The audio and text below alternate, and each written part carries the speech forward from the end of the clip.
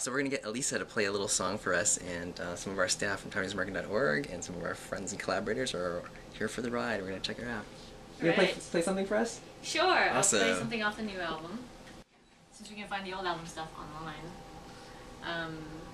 This song is actually written back in college, but hopefully it will be one of the main songs of the new album. It's called Good Tune. And it's in English so far, so it'll be good. Can't stand to be too far away from you. I know you feel what I'm going through. Every moment I'm alone, it gets so cold. Hi, it's Ho Chie with TaiwaneseAmerican.org. I'm in Taipei, and I actually caught up with Taiwanese-American singer-songwriter Elisa Lin, who's actually been in Taipei now for the past 7 years. We're here just to find out a little bit about her and about her music career. Hi Lisa, how are you? I am good, how are you? Good. Will you tell our audience at TaiwaneseAmerican.org who you are and what you're all about these days? Alright, hi everyone, my name is Elisa Lin, Lin Yi Ling.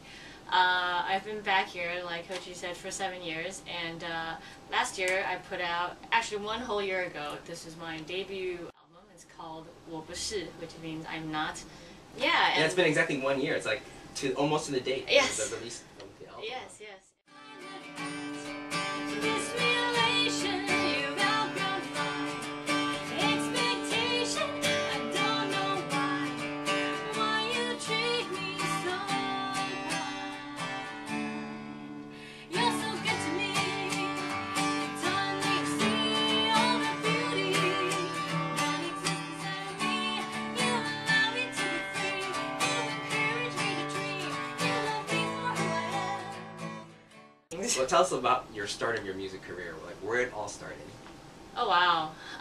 It started probably when I was 3. Your parents like made you play the piano when you were 3? Yes. Really? Yes. They made me play the piano, and it was apparently, I don't remember this anymore, I was too young, but apparently I saw my sister playing and I thought it was the coolest thing. I needed to go do it, so they let me go play piano.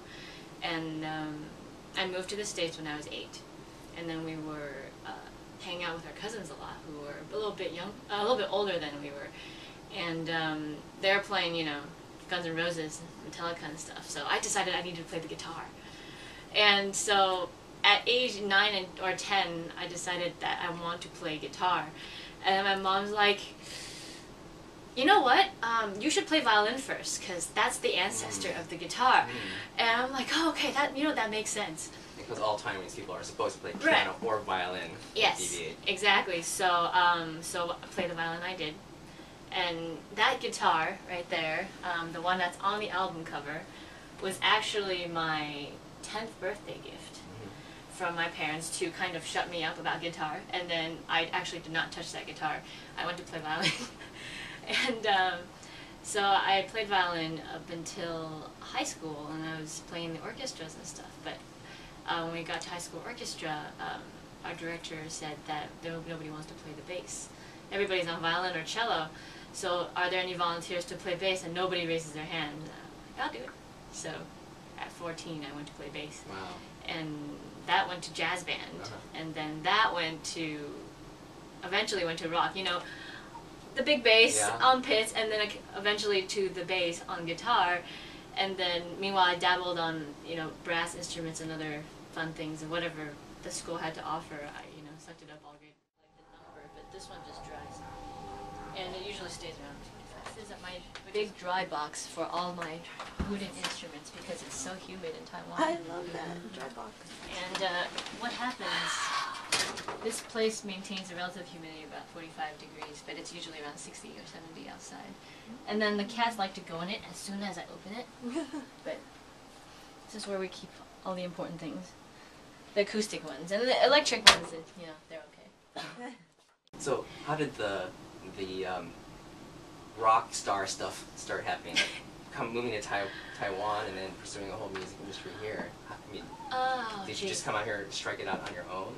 Well, what happened was I actually didn't start playing guitar and songwriting until halfway through college. And that's when I actually started playing guitar. And after I accumulated some music and I played for some friends, and some friends are just like, you know, I think that's actually quite okay. and I just kind of, because I study music industry, recording arts and stuff, so I've always been interning at recording studios or record labels in marketing, etc.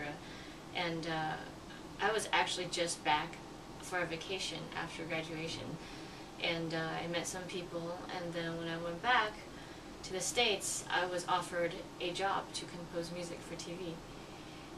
And I was like, huh. Well, at that time I was working at a recording studio.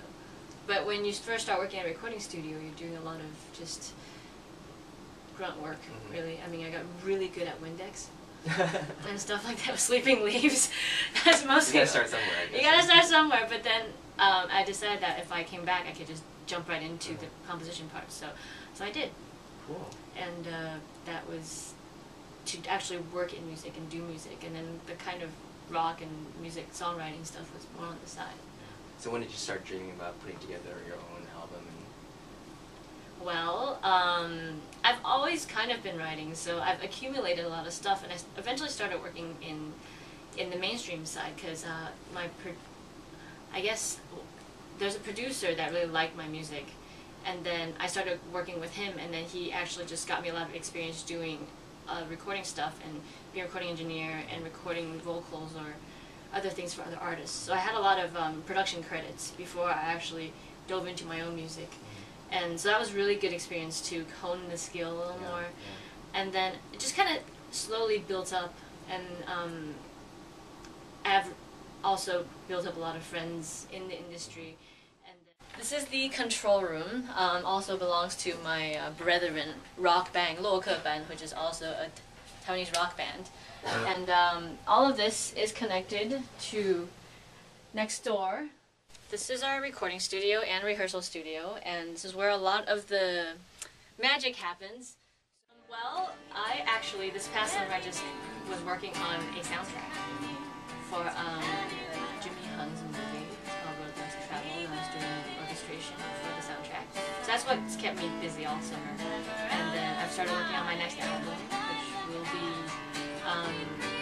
kind of, it's still going to be Elisa, but it's probably going to be slightly different, and I'm a pretty jolly person, I think, so the music is going to be a lot less, it's not going to be less rebellious, because I think as far as the Mando pop scene is concerned, having a really strong female voice is just, to stand out and speak up and be vocal about the things that you think and stuff. I think that's something that I really want to do, and then, which is what we were trying to do with this album.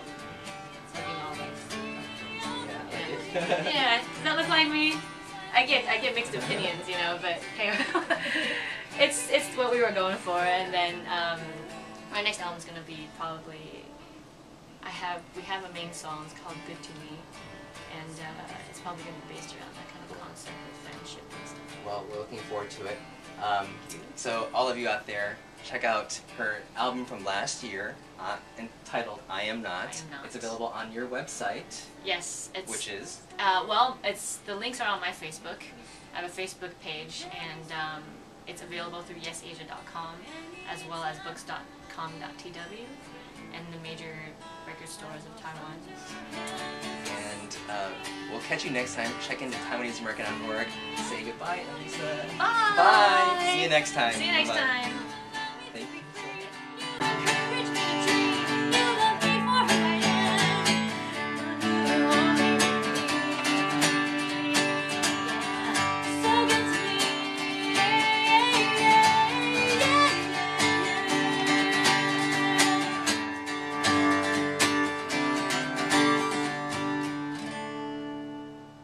Good to me.